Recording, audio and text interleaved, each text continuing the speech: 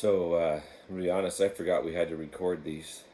Um, anyway, thanks, Dave, for getting us going. Um, I had Guy, chapter 6, and I really like this book, actually. It's been kind of fun. I'm not a gamer, and so I didn't think I would be that interested in making connections, um, but it's been really interesting. So, chapter 6 is cultural models.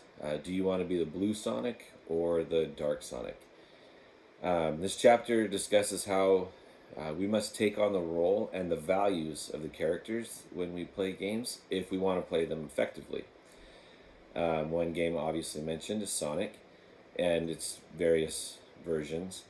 But in Sonic Adventure 2 Battle, I've never played, you can play either as Sonic and be the hero, or you can play as his arch nemesis, Shadow. So the same 6-year-old boy is mentioned, and um, the boy is playing Shadow, and he comments that it's interesting how when he's that Shadow's actually the good guy. When he's playing Shadow, Shadow's the good guy.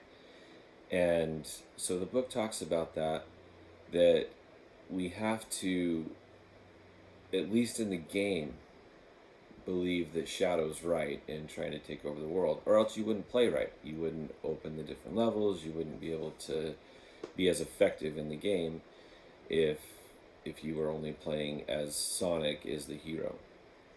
Um, and then later he goes on to talk about some war games. Again, I'm not a gamer. The most first person shooter game esque thing I've ever done would be Star Wars. Um, I play video games with my kids and my niece and nephews, but that's about it.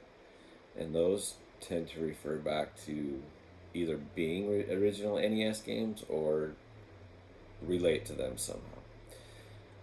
So I wasn't familiar with these, but um,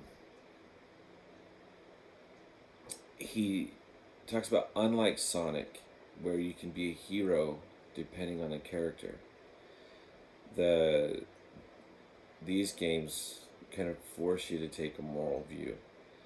They don't allow you to play um, the other side. So specifically, he mentions games that came out after 9/11, and um, they had an agenda. They had a political agenda. He talks about playing them and kind of feeling upset. Um,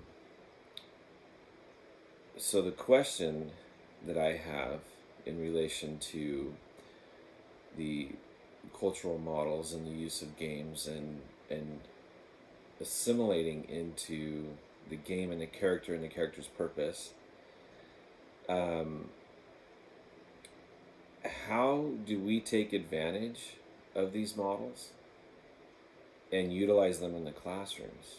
What kinds of ways do you see that we can use this type of gaming and in our classrooms?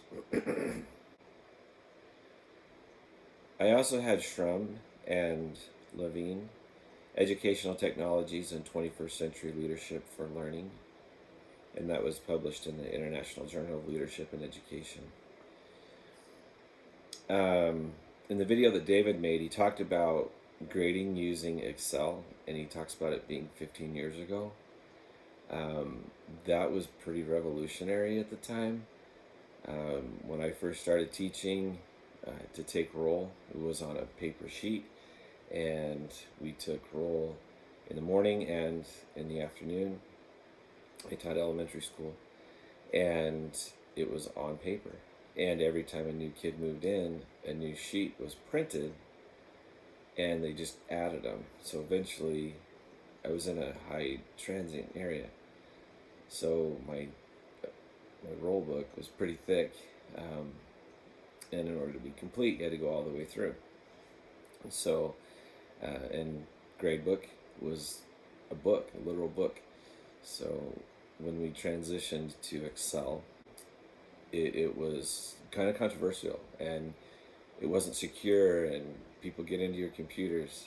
Not like they couldn't walk into my classroom and open the grade book that was on the desk, but it was on a computer, so that made it dangerous. Anyway, um, my very first principal said that technology in education is so slow that it took 20 years for the overhead projector to come out of the bowling alley and into the classroom. And it only took 20 years for the people to be like, hey, that's a good way to get information to people bowling for everybody to see. We should use that in the classroom. So that was pretty revolutionary 20 years ago.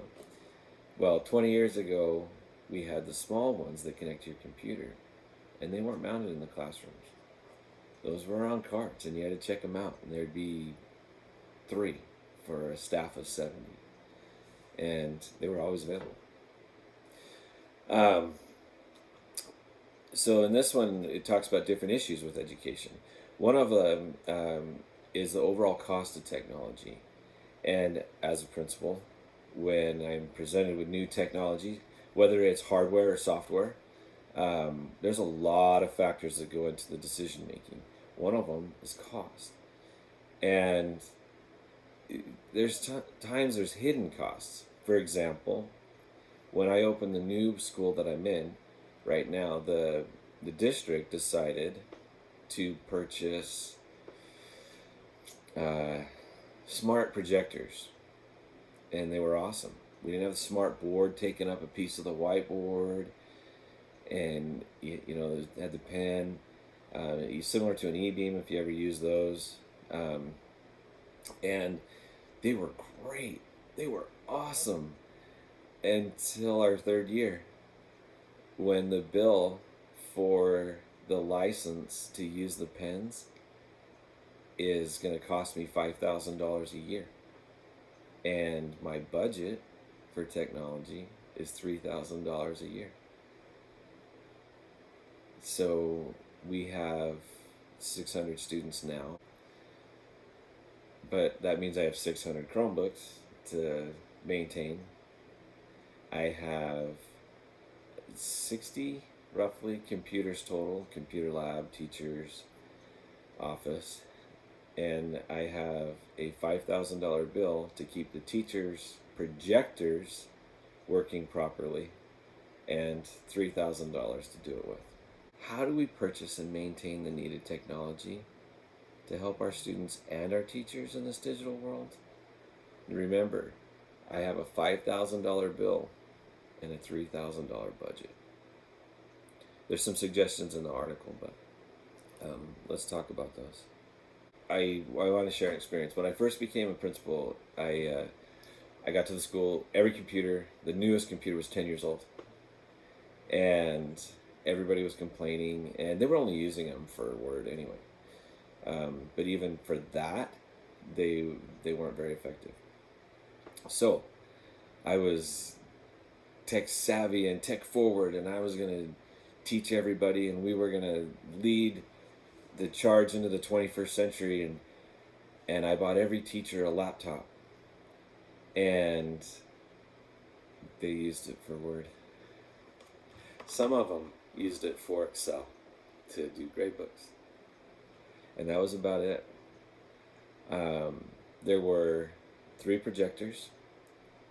There were 2 kindergarten classrooms. Each one had a projector on a cart, and there was 1 projector for everybody to check out, and nobody used it. So I thought, they're not using it because it's not mounted. So I bought a projector for every room, and we mounted them. And I bought Elmos for every room, and they sat there collecting dust. 1 teacher figured out how to watch TV. We had cable TV for some reason. 1 teacher figured out how to watch TV before and after school on the projector, and she did that. But that was it. And I kind of pushed and prodded and poked, and it was my first year, and I was wanting to like make changes that were going to be exciting, not make people do things differently. But I didn't think about how different I was asking them to do things with projectors and computers. So I just kind of talked about it, and I was in a classroom, and all of a sudden it clicked. I knew exactly where the teacher was going with her lesson. So I said, "Can I take over?" And she said, kind of hummed and hawed, and wasn't really sure she wanted me to, but I was her boss, so what's she gonna say? So she lets me take over. I go over and I turn on the computer, and I turn on the projector. The computer was on, sorry. Wake it up. Turn on the projector, turn on the Yomo, gather her materials, and go, will you take a kiss at recess while the firmware for the Elmo installed? It hadn't even been installed, and it was plug and play. So she took the kids to recess. I took the materials. I went through them while they were at recess, and it was downloading. Got it ready. They came back in, and I finished her lesson with the projector and the Elmo, and the kids were engaged, and I had them come up and do the work under the Elmo, and it's the same thing they would have done on the board, but it was exciting. And then from then on, she used the Elmo, but she did not use the projector as it was connected to the computer until the staff developer went in and did her own lesson for the kids, and she prepared a PowerPoint and projected it through the computer. Okay, so here's my question. The first one's kind of rhetorical, just more for thought. Why does administration assume that we know how to use the tools without training? But that's not the real question. What types of training have been best for you as you've been asked to implement new technologies into your classroom, and what made them the most effective? For my teachers, it wasn't until I actually modeled it, right? And the staff developer modeled it. We acknowledge the challenges we have in education with technology better now than ever before. Thanks to COVID-19, we've been forced to face realities we only thought about, or actually were possibly even afraid of. As you think about the transition we were forced to make last year and continuing this year, what training do you wish you would have had prior to all of this being required to teach digitally? But I have another question. Would you have willingly participated in that training without the knowledge that we'd be in the situation that we're in right now? If I was your principal and I said, we need to be prepared to teach virtually, and you're a hands-on, project-based learning teacher that goes out of your way to make sure the students are engaged, would this have been a training that you saw as beneficial to you?